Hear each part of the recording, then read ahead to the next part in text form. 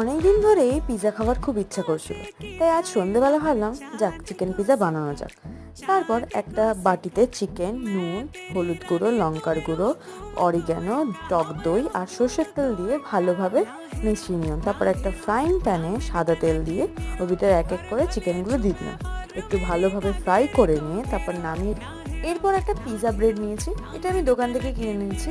তার উপর tomato sauce, chilli sauce, oregano ভালোভাবে মিশিয়ে চারিপাশে লাগিয়ে দিয়েছি। তার উপর চিজ, গ্রেট করা চিজ দিয়ে, তারপর ক্যাপসিকাম, পেঁয়াজ কুচি আর চিকেন ফ্রাইগুলো যেগুলো আমরা ফ্রাই করলাম সেগুলো ভালোভাবে সাজিয়ে নিলাম। ওর উপর এক এক করে গ্রেটেড চিজ, আবার স্লাইস চিজও আমি এখানে ব্যবহার করেছি, আপনারা চাইলে দিতে পারেন। ওর উপর চিলি ফ্লেক্স, অরিগানো ভালোভাবে দিয়ে আমি এটা বেক করে নেবো। আমি ওভেনে করি না, আমি গ্যাসেই করি, তাই গ্যাসের ওপর 10 থেকে 15 মিনিট এটা বেক করে নিলাম লো ফ্লেমে। তারপর এটা নামিয়ে নিয়ে